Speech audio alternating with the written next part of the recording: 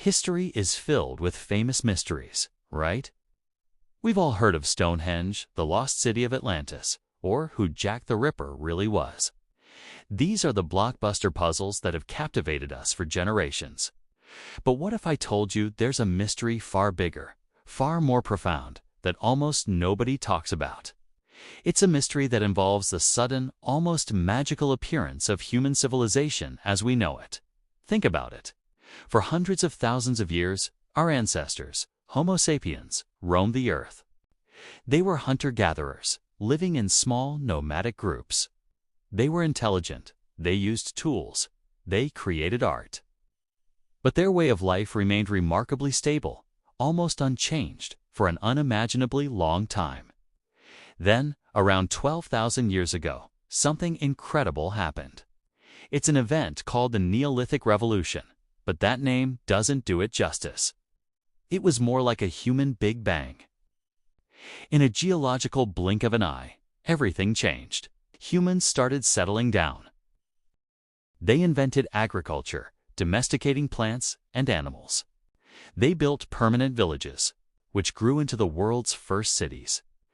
They developed complex social structures, governments, laws, writing, mathematics, astronomy, metallurgy, and monumental architecture.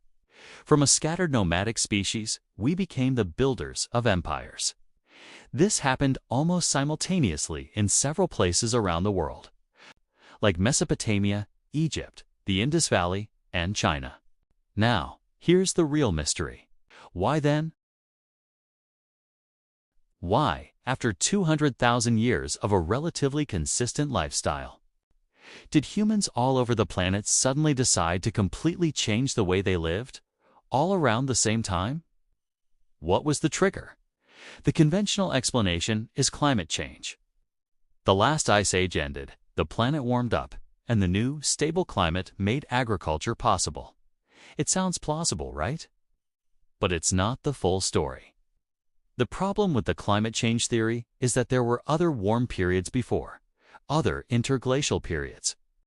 Yet during those times, our ancestors didn't invent farming or build cities. They just continued being hunter-gatherers in a warmer world. So a stable climate might have been necessary, but it doesn't seem to be the sufficient cause. Something else must have been at play. What was the missing ingredient? Let's travel to a place called Göbekli Tepe in modern-day Turkey. This site completely turns our understanding of the past on its head. Discovered in the 1990s, Göbekli Tepe is a collection of massive, intricately carved stone pillars arranged in circles. The carvings depict animals like foxes, lions, and scorpions in stunning detail. It's an incredible feat of engineering and art. But here's the mind-blowing part. Göbekli Tepe is 11,600 years old. That's 6,000 years older than Stonehenge, 7,000 years older than the pyramids of Giza, and crucially, it was built by hunter-gatherers. People who, according to the old timeline, weren't supposed to be capable of this kind of monumental, organized construction. They hadn't even invented pottery or domesticated wheat yet. The lead excavator of the site, Klaus Schmidt, proposed a radical new theory. He said, first came the temple, then the city. His idea is that it wasn't agriculture that led people to settle down and build. It was the desire to build, the desire to come together for shared rituals at a sacred place like Göbekli Tepe, that forced them to invent agriculture. Think about the logistics. Building something on this scale would have required hundreds of people to work together for a long time. You can't feed that many workers by just hunting and gathering in the immediate area.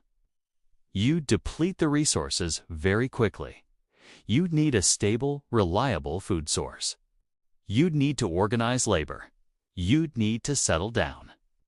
So, the argument goes, the shared belief system, the spiritual or social drive to create this massive temple complex, was the catalyst that sparked the entire agricultural revolution. This is a complete reversal of the old narrative. It suggests that the revolution in human consciousness, change in how we saw ourselves and our place in the universe, happened before the revolution in technology and subsistence. It was a new idea, a new way of thinking that changed the world. But that just pushes the mystery one step further back. If Göbekli Tepe was the trigger, what triggered Göbekli Tepe? Where did this sudden, sophisticated urge to build monumental temples come from? The artistic and architectural skills on display there don't just appear out of nowhere. They suggest a long period of development, a history that we have absolutely no record of. It's as if the most important chapters of the human story have been torn out. And Göbekli Tepe isn't alone. Other similar sites are being discovered in the region.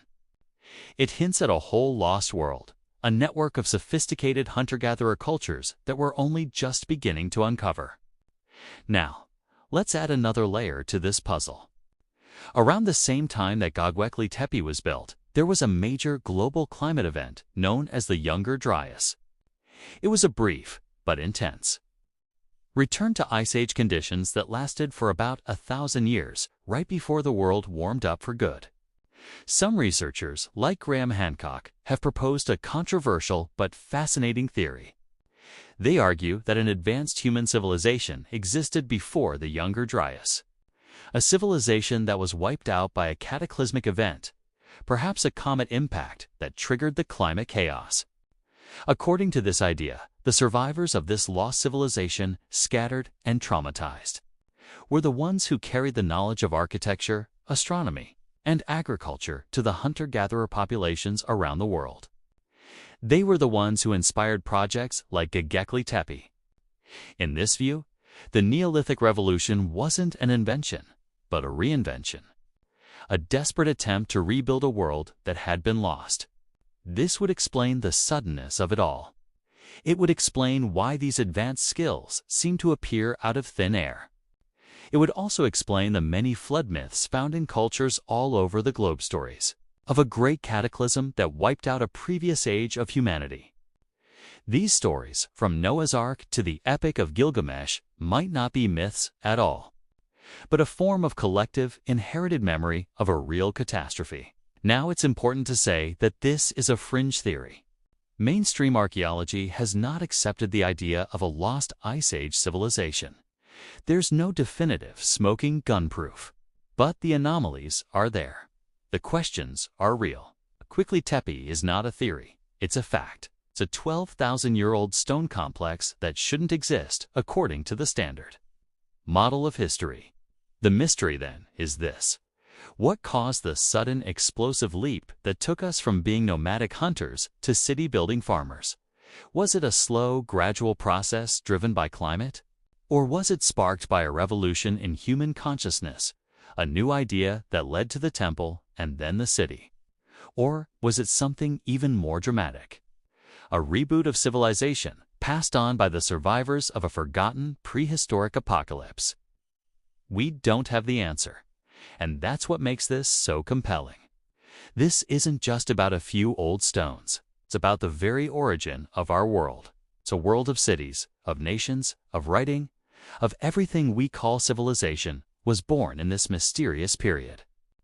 Understanding how and why it began is to understand the very foundation of who we are today. While other historical mysteries are fascinating puzzles, this one is about our own genesis. It's the greatest story never told, hidden in plain sight, waiting to be fully uncovered. The ground beneath our feet, in places like Turkey and all over the world, still holds the clues. And every new discovery brings us one step closer to solving the greatest mystery no one talks about, the mystery of our own beginning. Thanks for watching. If you found this as fascinating as I do, hit that like button and subscribe for more deep dives into the puzzles of our past. Let me know your theories in the comments below. See you next time.